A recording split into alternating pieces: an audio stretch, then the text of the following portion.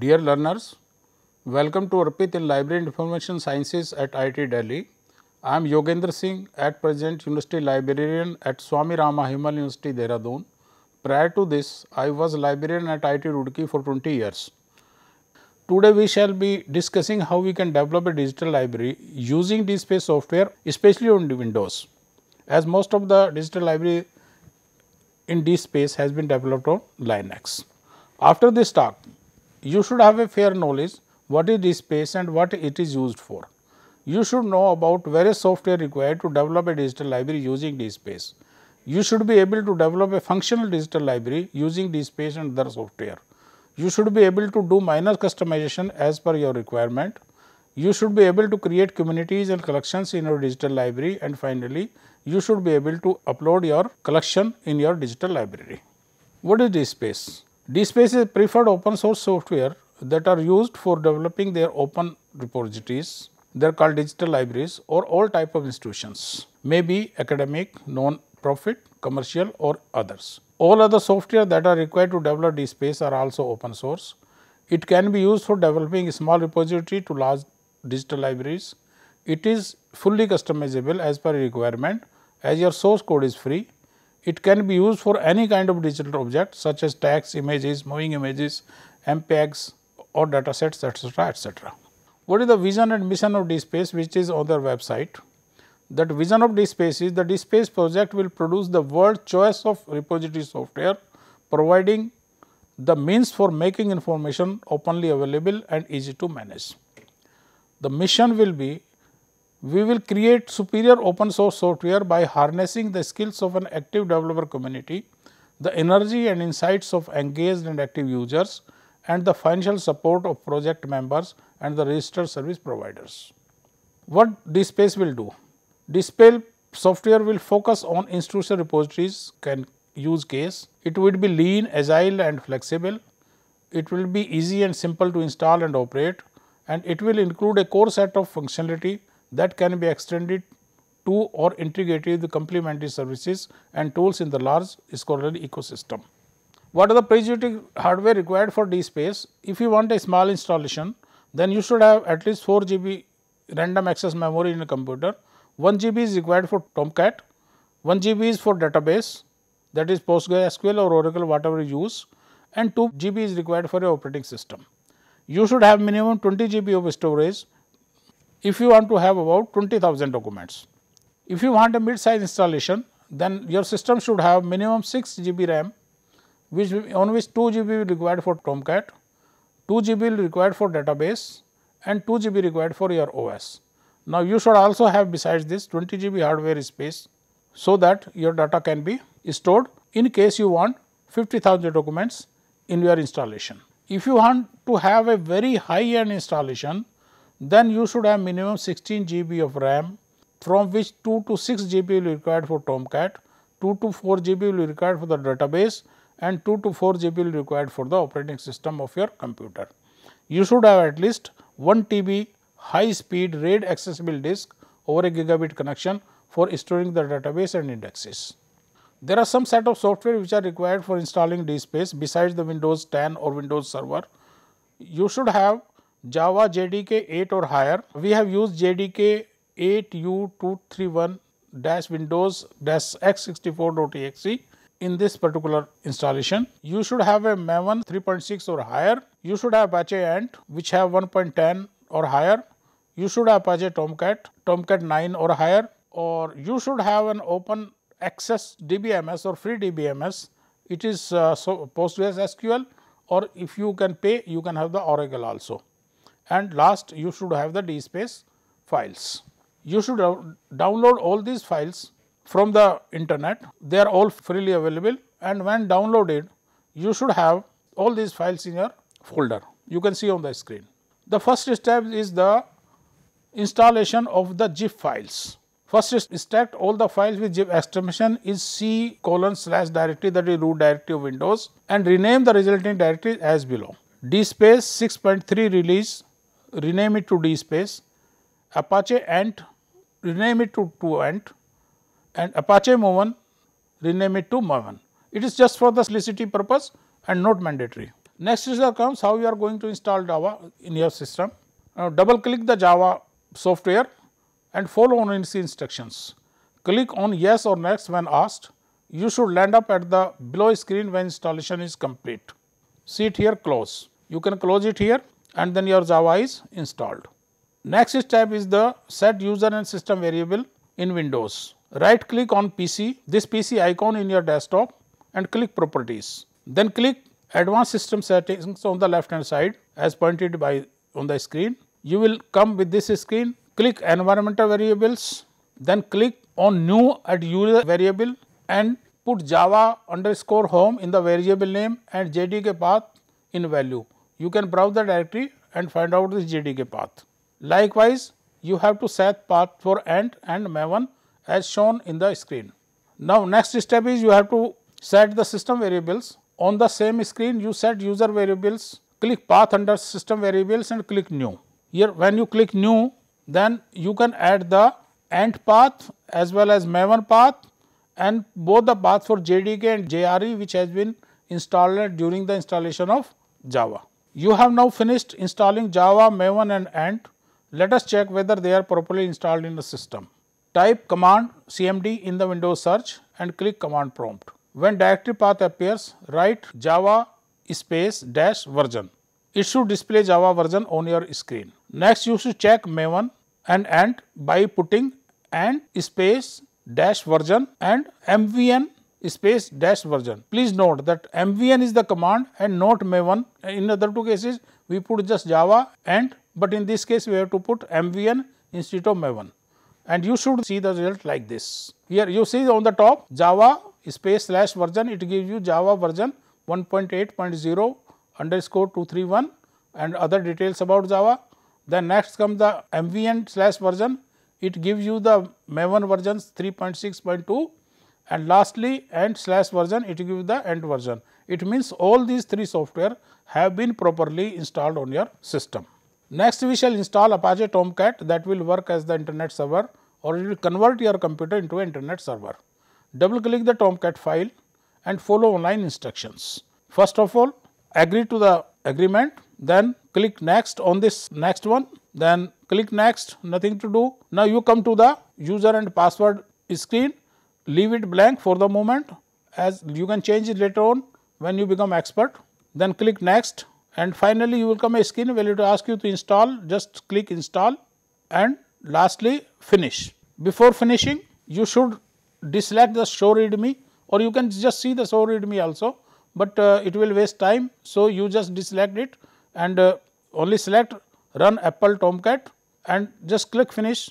It will not only finish the installation, it will run the Apache Tomcat also. Now, let us see if Tomcat is properly installed. Go to your browser and put localhost :8080. If you see the following screen, that it means the Apache Tomcat has been properly installed on your computer. Now, your computer is an internet server. Apple Tomcat has converted this into a server. Then there are two software remaining which are to be installed. One is PostgreSQL which will work as the database management system and hold all your records, and another is the DSP itself. Let us go to the installing PostgreSQL. Click the Postgres file and setup will start. Just click next. Then it will ask for a password. Here it will be a super user password. So, at the moment you just put Postgres in small here so that you can remember later on. POSTGRES in both the places just for the sake of simplicity, because you should not forget this password later on. Then it will start continue installing, just go on clicking next whenever asked and click finish when you come to this particular screen. Now, you are as far as installation is concerned, your installation with PostgreSQL is complete. Now, this is the management system. Here you require two things. You require a database as well as the one person who can operate this database. So, we will create a database here and one login role. Login roles means the user who will operate this particular database or will have the powers to change this database. Okay. Just locate PostgreSQL 12 in the program list of Windows on the left hand side from the main screen of Windows and click PG admin 4. It will be under PostgreSQL 12. You can see the PG admin 4. You just click it. So, this is the administrator for the super user PostgreSQL database management system.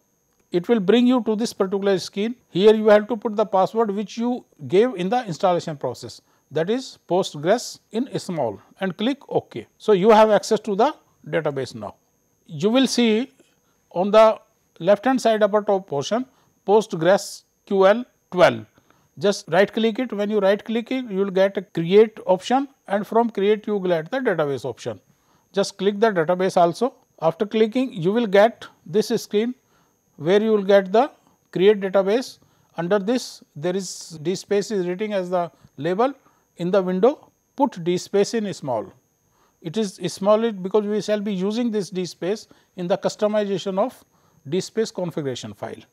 Now, your database is created.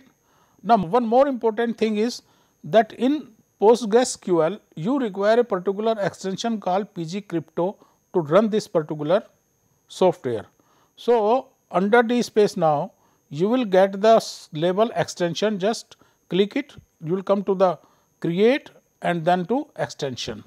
After this, you will come on the left hand side, there will be the create extension screen, and you just select the pgcrypto from the download menu. After selecting it, just click save. You have created a pgcrypto extension also, which is required to run this particular database. Now, next step comes where you will have to create the login role or the user and give him or her privileges so that it can be used. Same way, like click login role in the left hand side, it will come to create, click create, and it will take you to the login / group role, and next screen you will find the screen like this. Under the create login group role, you will get name label. Under this name label, you put the name DSPACE in small. Not mandatory, but this is for the convenience. Then click save. This name is saved. Next, you have to give the password to it. Under definition, you click definition and you will be prompted for password. Just put a password DSPACE in this one and again save. Now, you have created a password also for this user. In the next step, you have to give the privileges what this particular user can do. Okay. So, change can login to yes, super user to yes, create role to yes, create database to yes, create inherent rights from the parent role yes, and can create streaming, replication and backups yes, and save. Now, you have given all the rights to this particular user which you have created. We will go to the next step. Now, database installation is over. You have created a database and you created a user.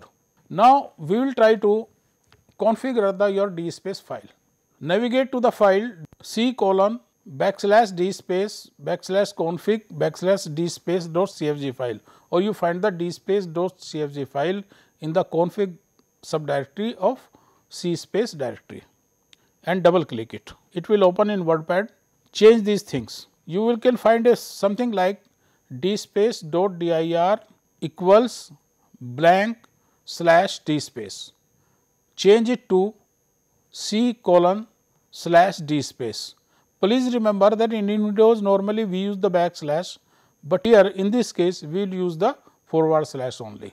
So, our directory where dspace is located will be c:/dspace. Then you have to create the name of the site. I have given just dspace@Arpit. Earlier original should be here something like dspace@myuniversity, but I have changed it to dspace@Arpit. You can change any name. Then you have to database username and password. You see by default it is written here database username dspace, and password is also dspace. And if you remember, we gave the same type of password and name when we created database under PostgreSQL. Now, we have to change the mail addresses from the default which are given there. You have to give the email server. You can give anything you can give, like I have given something like srhu.edu.in. Here could be smtp.gmail.com or even the mail server of your institution. Then you have to give the mail server username. You can use dspace@srhu@edu.in or any of the name you want, and the password for this name dspace, because this will be used to log in as the administrator in the dspace software, dspace installation as such, or you can say dspace digital library. Okay. Now, after this is done, now you have to execute the maven and the ant. So, Here you change to the d space directory of the main directory, that is C:/d space, and execute this command fvn space package. After this package, that work will start, and it is a time taking process. Many of the files will be downloaded, and in the end you will get this screen where this build success will be shown in green. It will also show how much time it has taken. It will depend on your internet connection how fast this can be done. Normally it is done between 5 minutes to 30 minutes, but it will definitely depend, as I said, on the internet speed. After that, we will execute the command, and now under the process when we use the command fvn package, a particular directory has been created which is actually d space installer directory. So, we will go to this directory by typing C:/d space C:/d space/target, then /d space dash installer. When we come to this directory, after that we will say and fresh install and space fresh underscore install, then and will start its work and start building processor of the files. If everything is right, then you will get the build success at the end. Normally there are problems in end which comes, but it will be due to either the wrong password match. For example, in the configuration file we have given d space and d space, but you may have some other names while you configure your PostgreSQL, or you have not given the rights to the user, then only problems come. Otherwise, normally there is no problem when you execute this file and your build success is complete.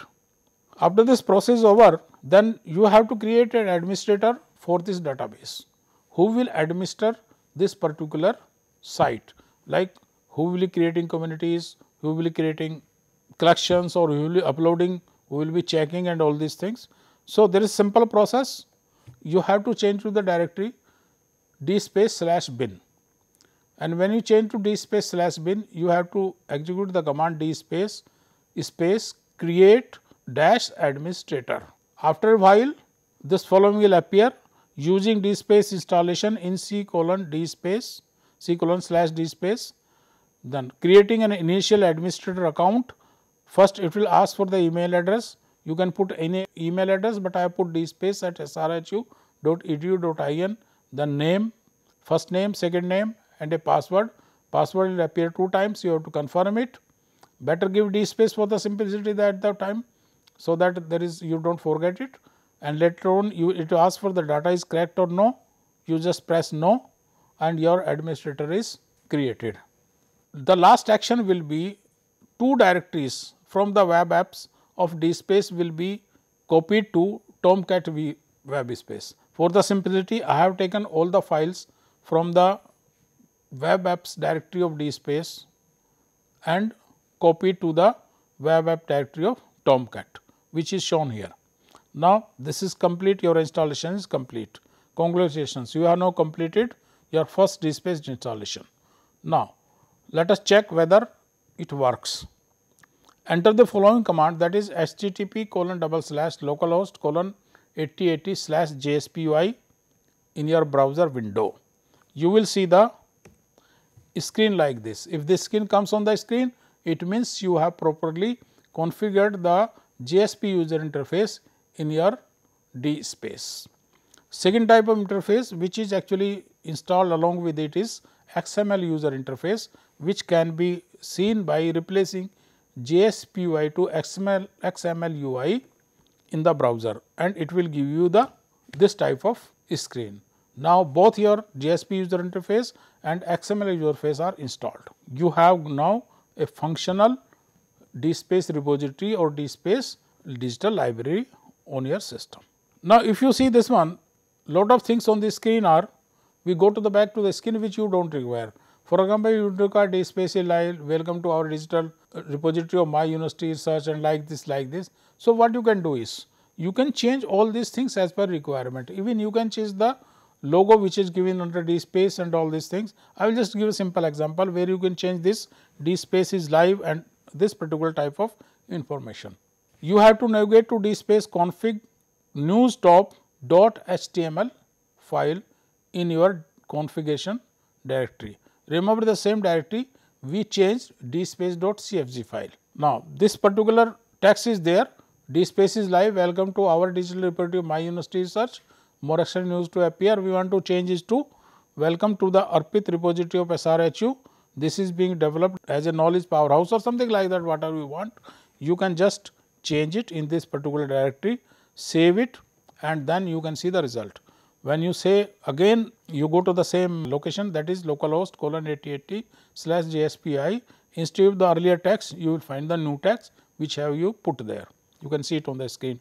Likewise, you can change any of the text, even you can change the screen, you can change the upper banner, whatever you want, you can change it, but it is a process which requires a lot of experience. Now, DSpace actually contains communities and collections. Communities actually on the top level collections which you can give a name, and a minimum 2 things are to be created, a community and one collection under this community if you want to upload any of the document in this particular digital library. We will switch over to XML user interface and login as administrator using the same name and password we created through DSpace, create administrator, and let us see whether we can create a community.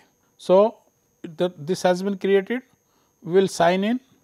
After login, we will click create community, it will take you to another page. We will write presentations in Arpit@SRHU as our name for the top level community, and we will follow the metadata page and say create at last.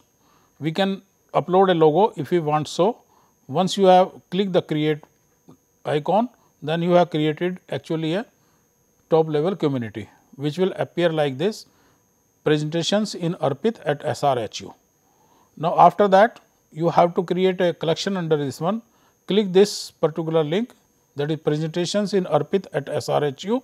You will be taken to the next page where you will see a create collection link under context on right hand side. Just click this create collection and you will be taken to the another screen where you can create a collection. First you give its name and description, other metadata, and just say create, you will create a collection also. So, the screen will look like this, presentations in Arpit@SRHU, library information science. So, you will get it this way. Now, in the next screen if you go, you will find a submit a new item to this collection. You can submit a new item here. New item means it could be just like you have to ask for the metadata, that is author, title, date of issue and other metadata, and lastly you will come to the upload file and add another. You just say the upload file.